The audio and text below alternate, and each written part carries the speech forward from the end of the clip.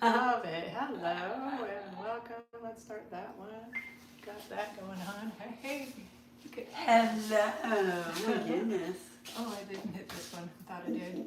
Welcome, and let me hit the Facebook. There we go. All right. Welcome everybody to Lighten Up. It's Only Light. I am Vero Bero. I'm the owner of Sacred Crystals. And this is my counterpart, Christina Wells. Hey everybody, how are you? Christina is a fashionista. She made this shirt that she's wearing right now, Ooh. which is awesome. Yeah, it says Pussy Gangsta. Gotta love her Pussy Army brand. Thank you, Vero. Where can we find that? You can find Pussy Army at Wendy's Closet in St. Pete. Hey St. Pete, what's up 727? And then also at the beautiful sale. SAIL Market and Marketing. Okay. They don't carry the teas, but they carry some little bloomers and love tops that are all generated by the Pussy Army. Nice, nice. So if you're in St. Pete, check those places out. Love them. Today we were planning to talk about past lives, consciousness, all that Juicy. fun stuff. Yeah. Juicy.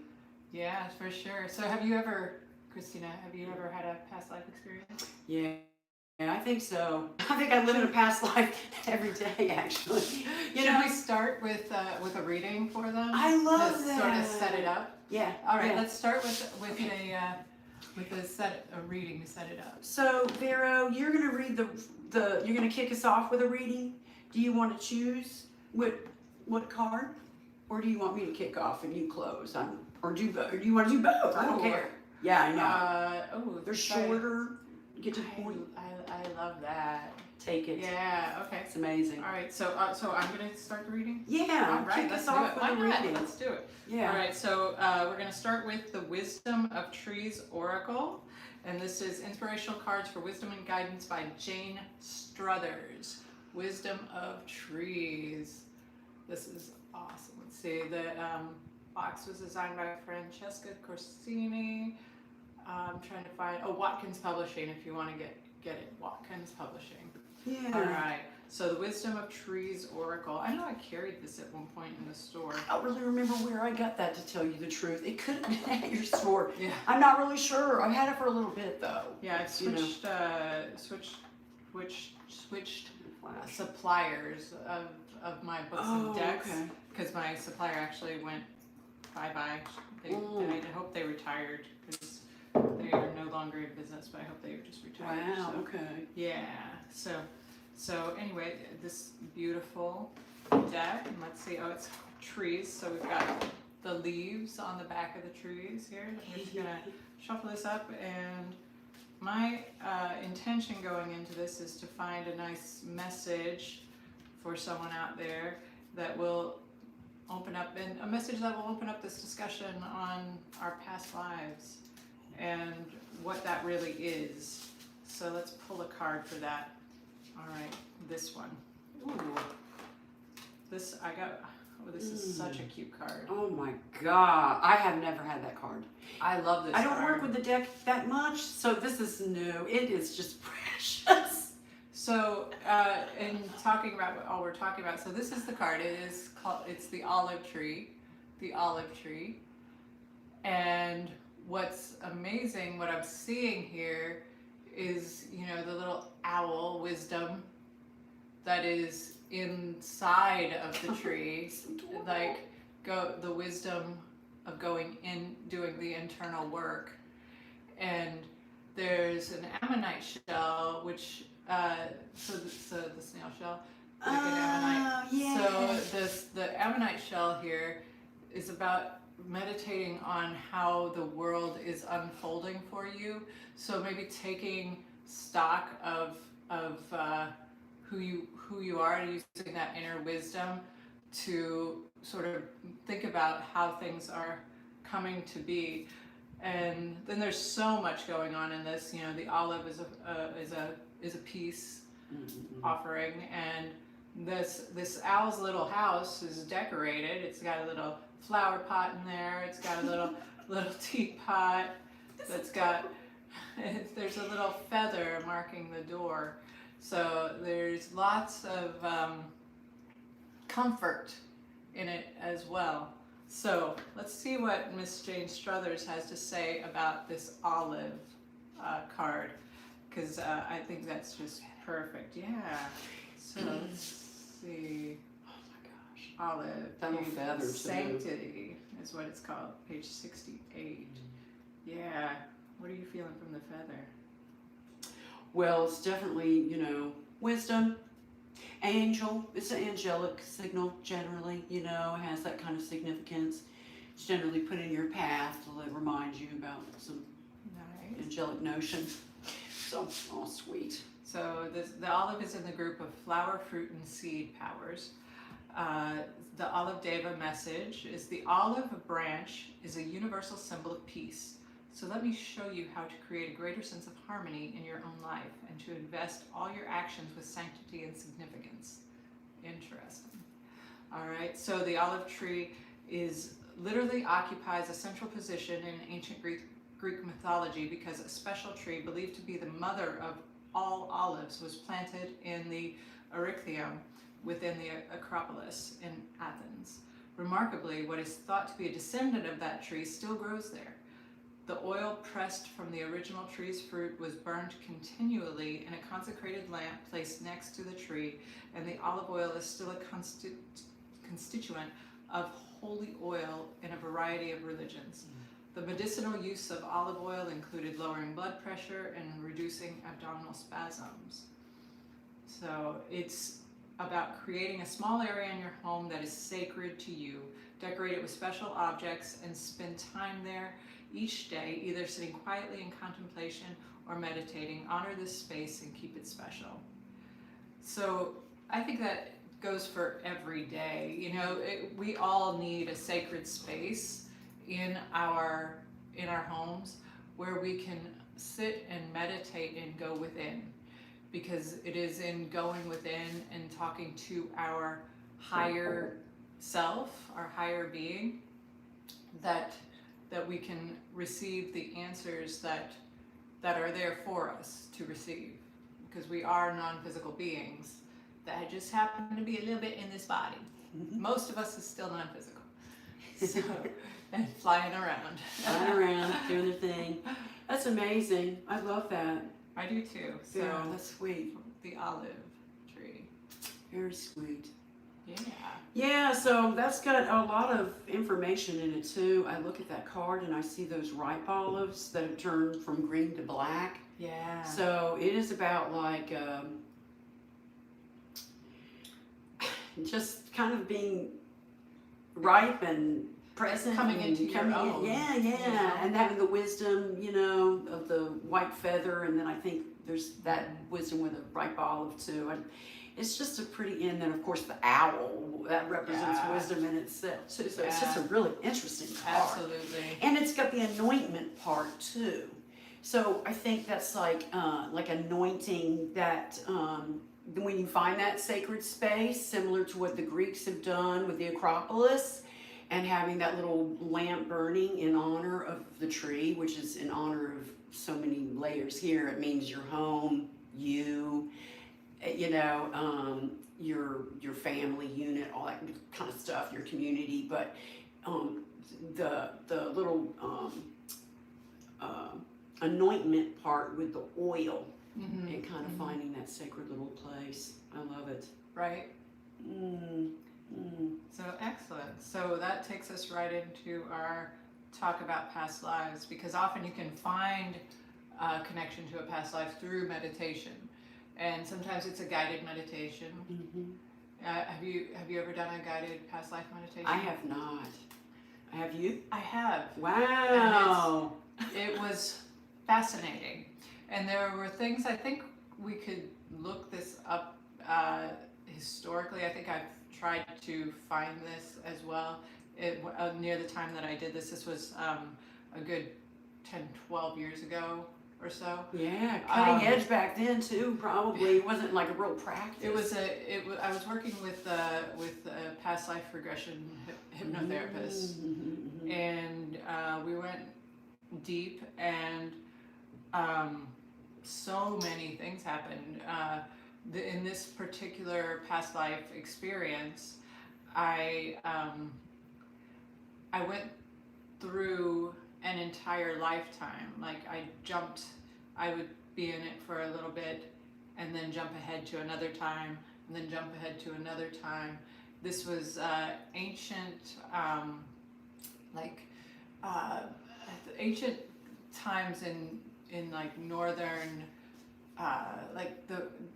somewhere like Norway or somewhere. It was Viking territory. Nordic. Yeah, it was very Nordic vibe. Nordic vibe, and peaceful village of people, and the Vikings invaded.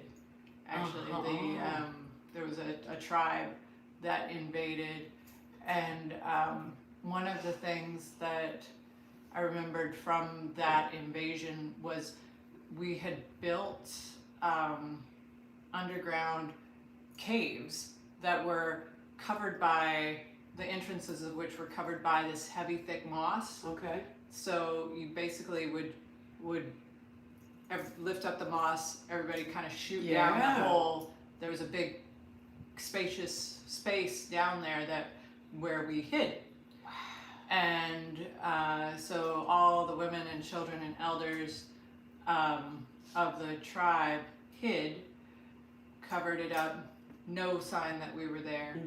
And the men of the tribe, they led the Vikings away. They sort of ran, they fought and ran. Oh my goodness. And led the Vikings away from the village and fought hard, and many people were lost. Wow. Yeah, including the love of my life. Wow. Yeah. And I did have children, and fast forward to later in life, I became like a medicine woman of the tribe.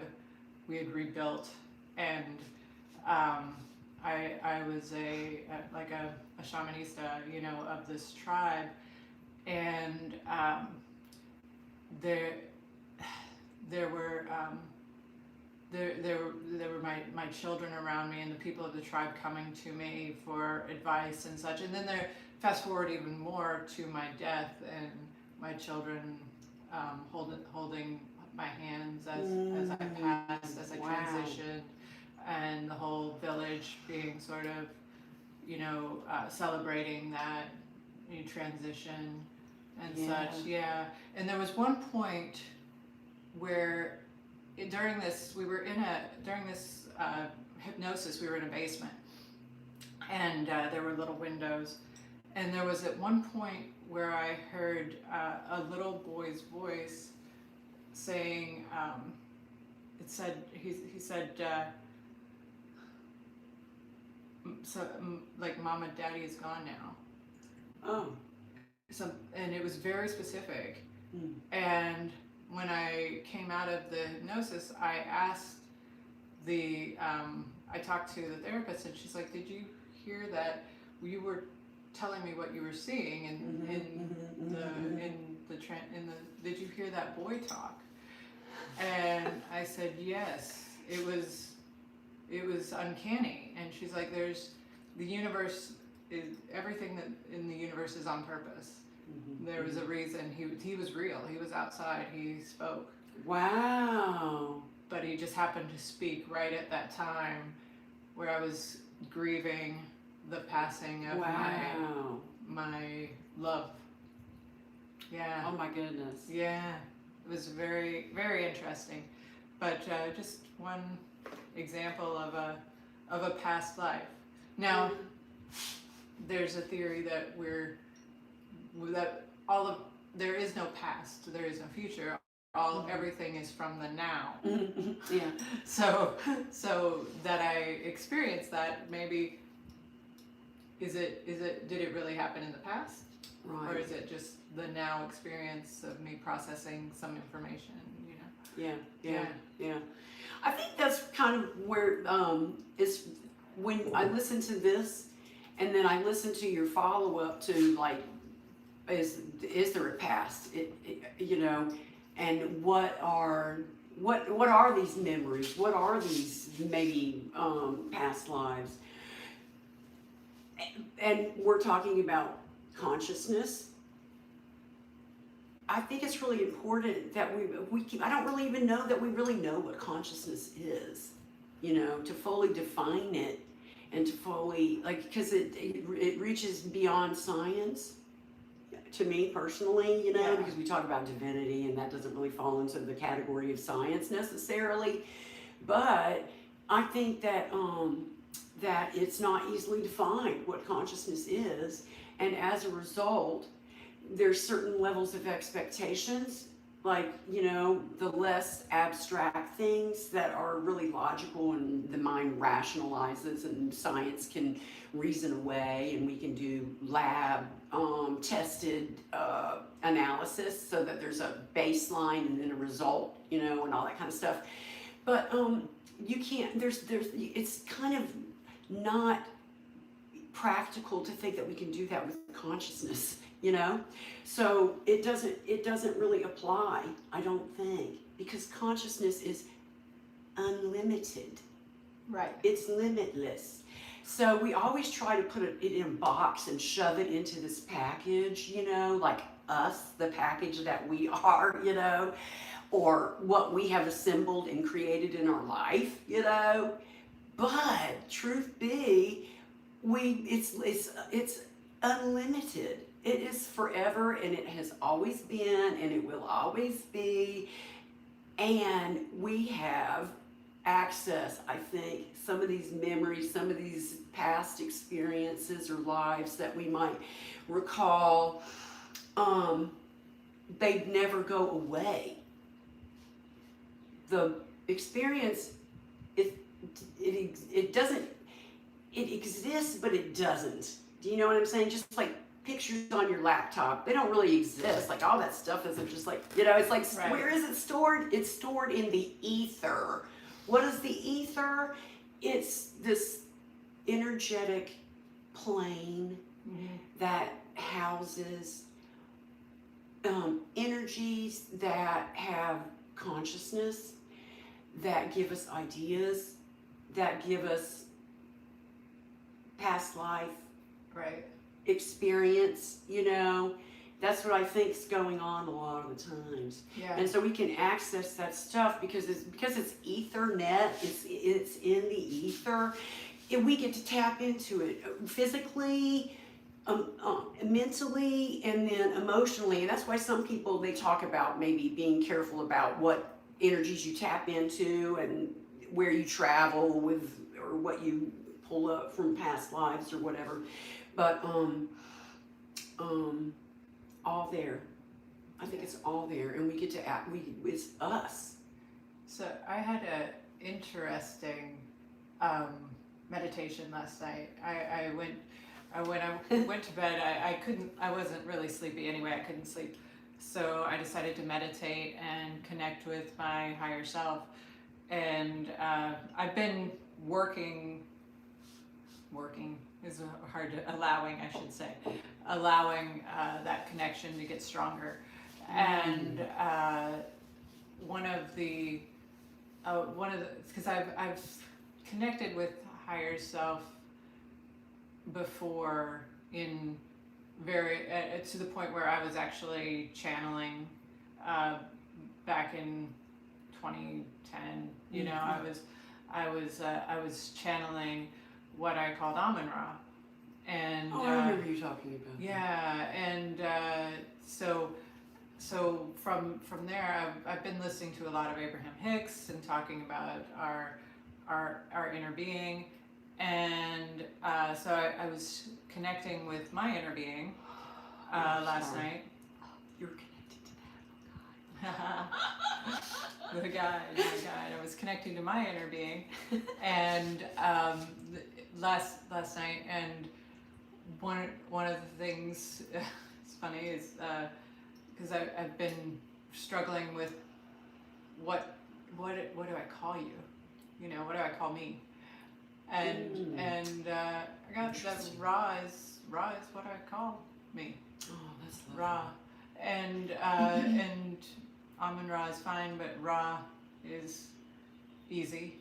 And so then I was asking questions, and one of the things that I got was this, that there's basically 7 levels of consciousness, and there starts with the humans that are completely asleep, the people that are out there that are completely unaware, walking around as the center of their own universe, unaware of their connection to anything. Yeah.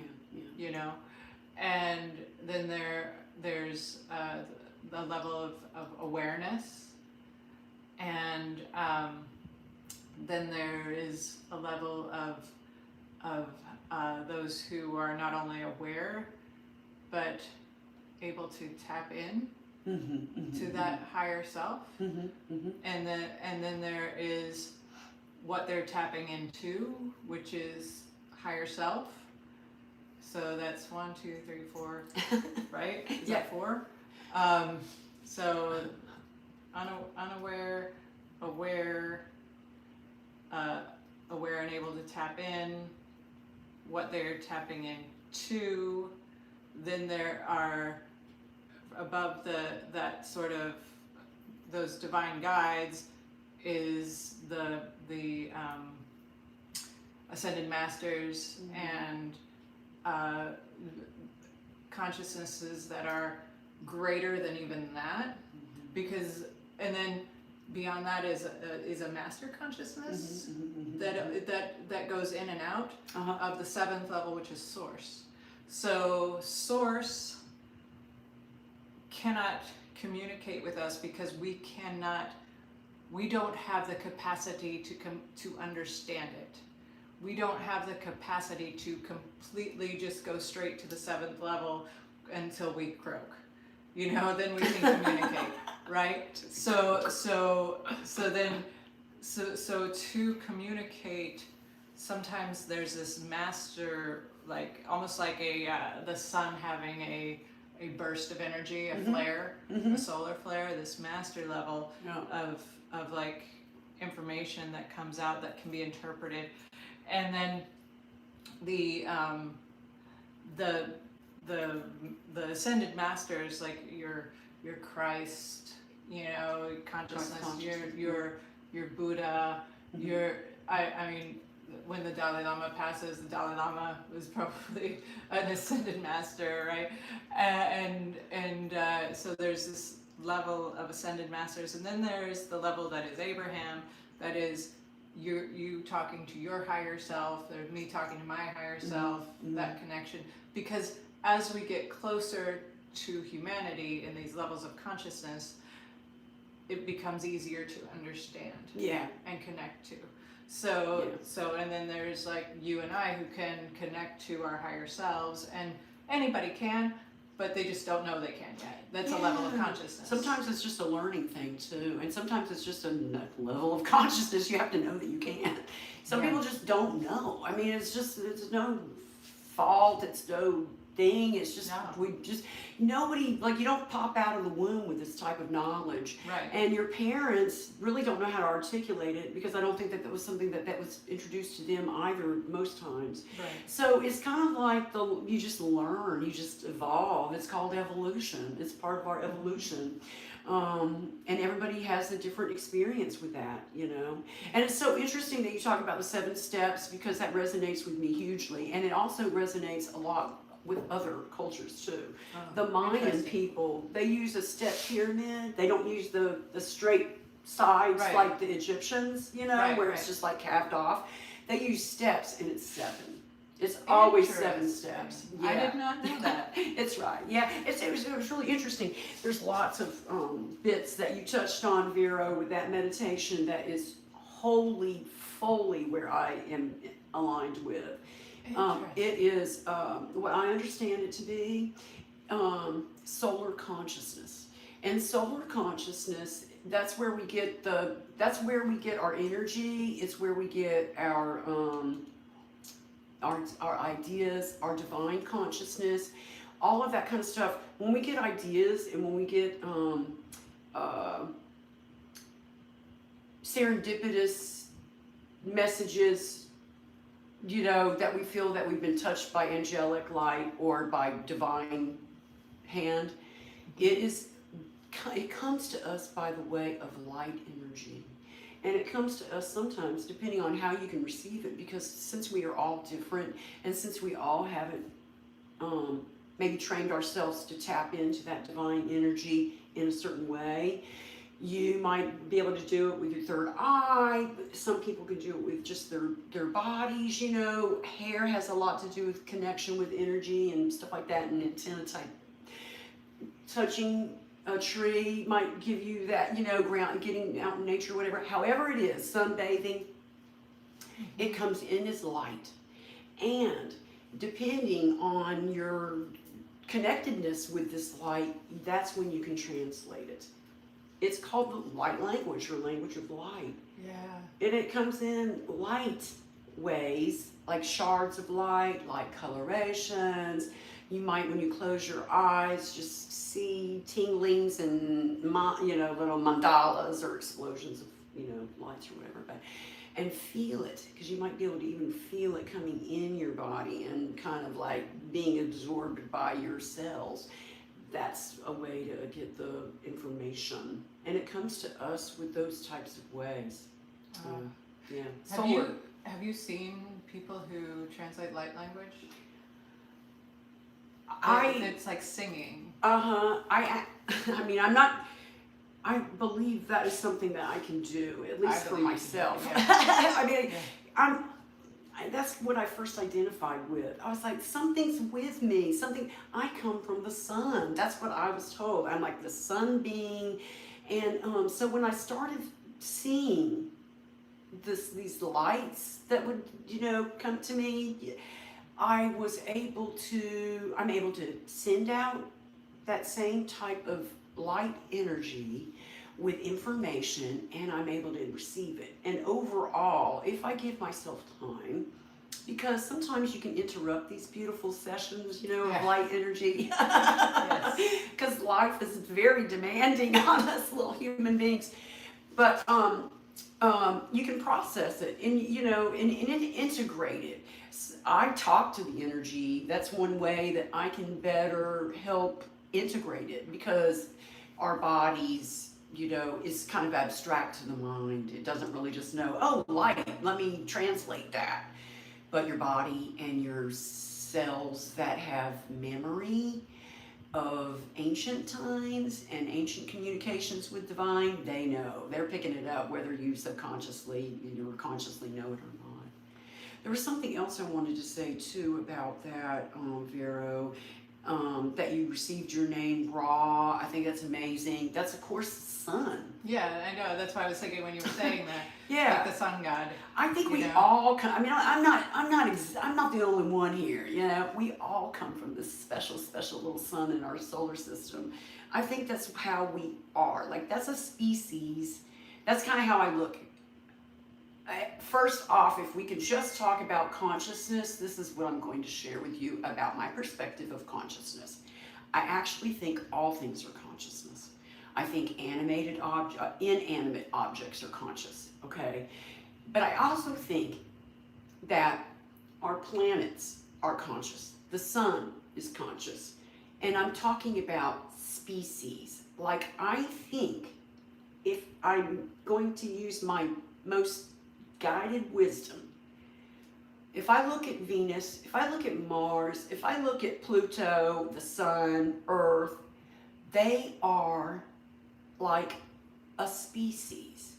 They're an animal, kind of like what's on Earth, but they fall into the planet species. Okay. So they're alive, they're conscious, they know exactly what they're doing, and that when you can tap into that kind of stuff and know that they're conscious too, you can start kind of like saying, oh, then that means that the sun has this type of language. They all will have this type of understanding, this type of language. You can tap into all of these types of their consciousness.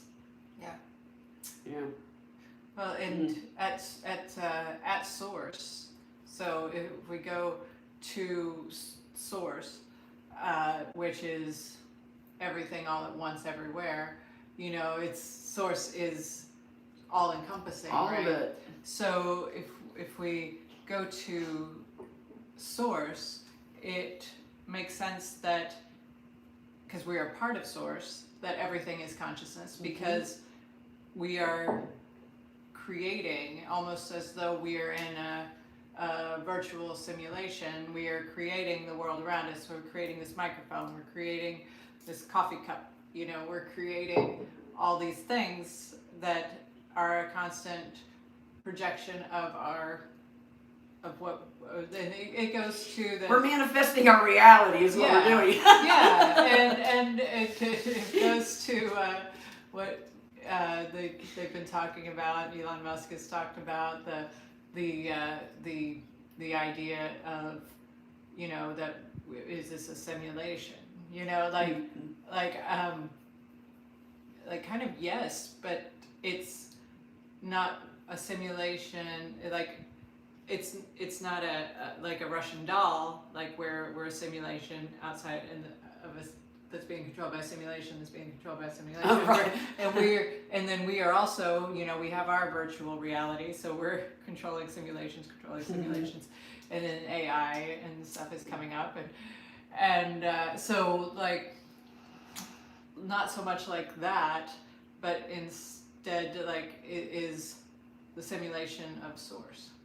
You know. Yeah, it's his projection or their projection. Sorry, Or I'm not trying to make it our projection. Yeah, we are the biggest. We make source. We create source. And We source are creates source. us. It's it's all encompassing. So we're just a part of this, and that is why we have consciousness. Yeah, you know what's interesting too when you mentioned that you with your dream the steps that bring you closer to like the physical world, the language is easier, you know, or it's more easily understood. Right. So with what you're talking about, with what I understand, that is called bringing heaven to earth.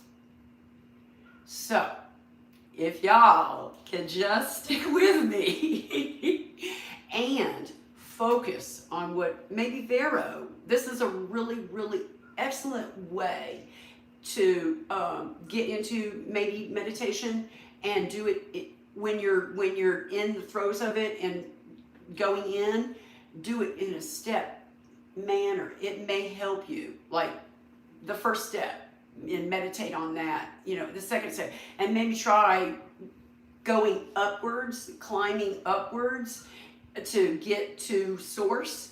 Because when you come back down, when you bring your body, when you bring your mind back down to earth, you have actually brought heaven back to earth. Interesting. Yeah. So keep that energy, keep that knowledge, that wisdom. You are totally pulling it from a place of divinity.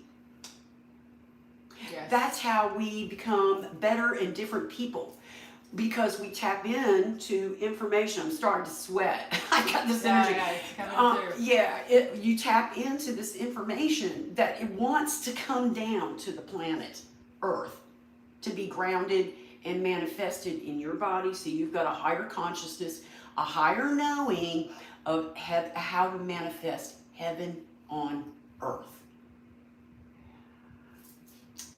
Yeah. Because that's, I mean, as above, so below. We've, like the ancient ones, and probably our own ancient ancestors, before the invention of public schooling and such. Yeah. You know, we taught. I feel like there was a time when our ancestors taught the younger generations that connection. Yes, you're right. You know, and that it wasn't odd to or taboo to be magical. You were a shaman, for freaking God's sakes, you know. In my dreams, there's freaking fairies flying around me. They gave me my name, you know. I was my mommy. Like, I became my mommy. I was a kid in my dream, but I'm the mother. And I'm out at an oak tree, and I was guided by a fairy to climb up the tree. And my mother was like, "Go, honey, love you, have fun, climb up the tree." You know, kid climbing up a tree is what we did, right? I climb up the tree, and this little fairy greets me up at the top. And she says nothing to me, zero. But she takes my palm, and she takes her finger, and she goes like this. And then she follows it up with almost like a zero, but it's a flatter, kind of like disc Like look. an oval almost. Mm-hmm. And then she tells me that my name is Tola. Tola. And I have remembered that fairy forever now, because I was like, this is meaningful. I was left with a new name, and I loved it. I'd never heard of Tola, but I looked it up, and Tola was a judge, like back in the times where there were judges and kings, like King Solomon and Israel and stuff like that. Abraham, all these people. There was a period where there wasn't kings, so they had judges, and so Tola was one of the judges. But listen, there's nothing about Tola. There's everything else about these other judges, but nothing about Tola. What it says is that Tola lived in a cave and died there too. And that Tola ruled for like 23 or 25 years, and during that time there was only peace. I was like, well, I can identify with that. I can't, you know, but I was like, why is there nothing more? I was like, oh, I know why. It's because it was peace. It wasn't exciting enough. Everybody wants the drama of all this other stuff. But because Tola was the hideaway in a cave, you know, manifesting peace only as she ruled, because Tola was a female. You know what I'm saying? I was like, oh, snap. And Tola is also this worm, like caterpillar-y type, or that creates the crimson red color that's used as a dye, and they create silks, these little caterpillar Tola type. Yeah, so it relates back to blood and all crazy kind of fun stuff. It reminds me of the sun as well. And there's so much. Fire. Yeah. And Mars too. We can't forget about that. Yeah. Because what I was told was Mars really it's not a male. It's not like this male planet where there's like this stereotypical archetypal persona of Mars. Mars is a freaking female planet. She's a female, okay? Not a warrior male planet. That makes sense. And It's where the blood that came here, that we are right now, comes from Mars. The bloodstone. Yeah. And the heliotrope, they're known as the same thing. The bloodstone and the heliotrope are the same. What is a heliotrope? It comes from the sun. Helio is sun. Interesting. That's some good stuff. Mm. So who was it? I know their names. They were a couple. They were married, and now they're not married, but I believe they're still friends. Who wrote Men Are From Mars, Women Are From Venus, Yeah. and subsequent books. And why am I forgetting their names? But Oh, I know what you're talking about, but I don't remember either. I should look it up probably. yeah. But yeah, it's. I think that's given the Mars and Venus the male female as well. Although throughout history, they've been considered male and female. Mm-hmm. But that's from a perspective of humans that are from a male perspective and trying to understand gender. You know, but or put gender onto other things when there's no need for the planets to even have a gender. I really, know. like, It's true. really, They're planets, but they still have this thing about them. I got to tell you, because they are conscious. They kind of like yeah. them. And they could, I mean, they could also be so conscious that they could be whatever gender they want whenever I think they that's want. very possible for sure. Yeah. Apparently, we have that capability too. We really do. Yeah. We're kind of magical that way. Yeah. So yeah. So So funny. We covered a lot. Yeah, we did. So do you want to do a closeout reading? Let's. Absolutely. Because I feel like we really covered that topic. That was fun. Yeah, I like talking about consciousness and things like that. Oh, me too. We could probably do that every time. It's endless. Rabbit hole. We Yeah. could just jump down that rabbit hole. Yep. And go all in. And maybe what we need to do is find out from some of the viewers, or get feedback and find out what everybody wants to listen to. If there's specific topics. Oh yeah, that would be great. You can Drop just us a leave it in line. the comments and we'll find it. Yeah. One thing I wanted to say about consciousness is in past lives and such was, how most teenage girls can relate to being Joan of Arc. Oh yeah. Yeah, that's a thing. Like every teenage girl in a drama program has been Joan of Arc in a past life, but it's not. It's that sounds funny, right? But it's true and possible. Just like Christ consciousness, every one of us has been Christ, has been Joan of Arc, has been. It's easy to identify with famous characters, but we've been everyone from the scullery wench to the caveman, to Christ, to Buddha, to the nun at Saint Michael's monastery. We've been all of these people who have ever lived. We are all of these people who have ever lived. So we have all of that consciousness within us to tap into. So if somebody does tap into, say, a past life that is something more famous, it's just because they have that a little bit of extra knowledge and they can. Yeah. But it makes sense that we are all able to tap into basically any life. Yeah, I think it's kind of like that ether thing. And also too, Yes. What comes to mind too, and I think this is the right way, I hope I'm saying it correctly because it means something to me. It kind of came about a little while ago, but the I in thee is the thou in me.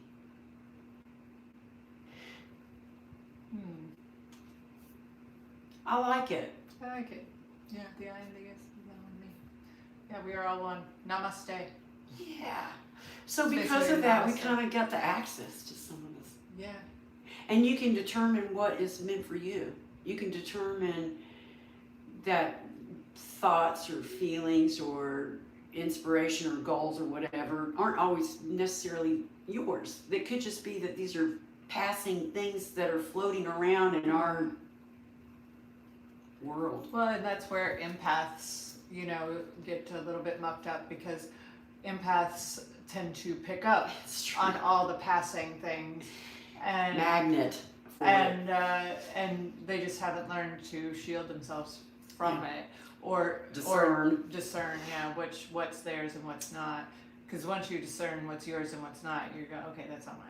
Yeah, and it's a process because stuff's new sometimes. Mm-hmm. There's new experiences for empaths all the time to pick up something that they've never had before. They're like, oh crap, what's this new thing? And you're like, I get it. Ooh, I like this one very much. This is a fun one. Yeah. This one is Affirmation and Touchstone, and it's number 44. What deck are we using today? We are using, thanks for reminding me, Vero. I just went right into it. It's Transcendent Journeys by Cheryl Rose. Can't pronounce her middle name, but boy, does she want you to know it. Cheryl Yamrock Rose. There you go, girl. Something like that. So, this one. Boop. Boopy doop boop boop boop. Boop boop boop boop. Okay, so y'all know how I feel about the sword. I'm not a fan. It's like, it's not my thing. Give me a wand. I'll pretend that this is a wand, because that's really what it's supposed to be. That or a cute little stick. And because I don't have to defend, and I don't have to force. So there's that. But I am loving on this shield. Look how big that shield is. He's like a turtle up in there with that little shield on his back. Okay, and then this sweet little emblem on the chest. That means that there was an accomplishment, that some good stuff happened to this person. It's like a little badge. And I'll also note this little icy area, this little mountainous area. This is Mount Shasta, I believe, or supposed to kind of represent Mount Shasta, which is a really holy, sacred place. Yeah, I've heard it's the heart chakra of the planet. I'm not surprised. I definitely know. I don't know if you want to hold that or not. I'm handing it off to you like you. Sorry, Vero. I didn't know. Okay, affirmation touchstone. Now, when you feel out of phase, your DNA can be reprogrammed through affirmations, words, and frequencies. Speak to your cells, not yourselves, but your cells, like your cells in your body. And I kind of touched on that earlier. I talk to my energies. I talk to the stuff that comes to me. I talk to it because this is the physical language that my body knows and my mind most identifies with. Okay, so in order for the energy to get grounded and be manifested in a more physical way for my highest good and for the highest good of all, orating it and figuring it out by talking to it helps bring it to a physical reality, brings it from heaven to earth, okay? Mm-hmm. So talk to the energies, talk to all of them, whether it's the feelings that arise that you're uncomfortable with, that feel awkward, that you need to understand a little bit more closely, or the energies that have come to you that are revelations and ideas and energies that have a different type of quality. But talk to them and correspond with them, because it helps break down the information a little bit more easily for you. It notes here, a healer holds his sword of commitment and truth in front of pristine Mount Shasta. Spontaneous self-healing and remote healing are possible through affirmation. That's another thing I'm going to also mention too. When you're talking to yourself, do it with a positive intention, okay? With encouraging, loving intentions, okay? Those are also the types of thoughts, if you're going to have those types of thoughts that you're going to manifest for your body, then make the thoughts that are for the fun ones, the good ones, the ones that are the most uplifting for everybody, you know, the ones that are the healthiest for body, mind, heart, and soul. Consult and work with health professionals to gather information and pinpoint the area to be healed. You can complement mainstream medicines with a variety of techniques. Affirmations can transform negative thinking, which is an important part of the healing process. Over time, affirming and visualizing a positive outcome will have a powerful effect and can motivate you to achieve significant goals in your personal life and chosen career. If you are finding it hard to be optimistic in these troubled times, you are not alone. You're not alone. I want you to know that right now, because you have a team of angels, great spirit, these energies all around you. They're here to support you. They're here because they want to see you thrive and survive happily and free. So call on these amazing energies, even if it's the higher self that's going to respond, you know, the anointed one that's you, Christ consciousness you. Call on that. Let it in, and that's going to heal you. And you can ask, if you know, pinpoint, that was in here. If you have little areas, whether it's your heart, your mind that needs some healing, do it with positive affirmation. Talk to those little parts that are needing some attention and some focused love and energy from you and from higher self, and talk to those specific spaces and places in your body, your spirit, your soul, wherever it is. Okay? Because it actually heals everybody. It heals all when you have those little conversations with those places. Here it notes that we can all benefit from making a list of positive affirmations to repeat every day. Nice. Yeah, we could all benefit from keeping positive thoughts moving forward in our minds. Yeah, so positive affirmations. It helps. The way you phrase things too.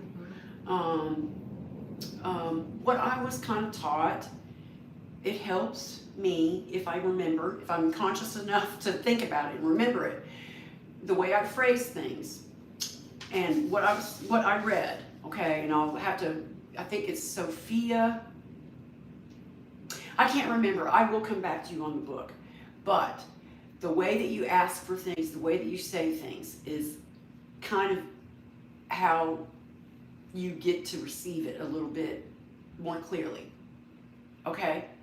And that is when you're asking for things, like if you have a child, ask for, if you have a child that might be in need of, medical attention because they're maybe sickly, ask for the child to live. Don't say, don't let my baby die. So phrase it, please let my baby live. Please let my baby live. Instead of, please don't let my baby die. There's a difference. I've often heard that the universe does not hear the no's, the nots, the NTs, the negatives. So when you say don't let my baby die, you're actually saying do, because the NT isn't heard because your focus is on the negative. So focusing on the positive, may my child enjoy rapid healing and the joy of pure health, Ask for that. Yeah. The way we phrase things is really important. And so consciously thinking and putting it out there, spitting it, is kind of where I'm at. If I can do it and remember, because we're taught something else. It goes even so deep, if I may, and then I'll be quiet because I know we want to end this. But I do want to maybe, is that okay if I just... Yeah, of course. Do you know the common phrase for spiritual practice, do no harm? Yes. I've decided I'm saying something else. I'm replacing that. Yeah. Because it's like that negative. Yep. And it's in every book. It's how we leave a lot of our conversations, with do no harm. We're like, as long as do this, but don't do any harm, I'm replacing it with an outcome. Right. I'm asking for, the most benevolent outcome, or the outcome that serves the best for all. So whatever, switch it up just a little bit, if you can think about it. And it's not, you're not trying to police your mind, that's not what it's all about, but kind of really, I'm one of those rats in a maze, and I have to be a little bit more mindful about my thoughts. I have to police them a little harder, you know what I'm saying? I think so. You could say, instead of do no harm, you could say blessings upon all. I like that. It flows the same way, blessings upon all. Yeah. So thank you for letting me express that. It just seemed really important. Yeah, I get that. So blessings upon all. Yeah. And we will see you next week. Again, I am Vero Bero, owner of Sacred Crystals, and this is... I'm Christina Welsh, and I am enjoying as much life as possible, and I hope you do too. Yes. Thank you so much. Blessings. Thanks, thank you.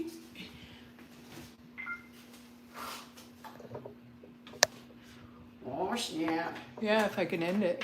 There we go. That was fun.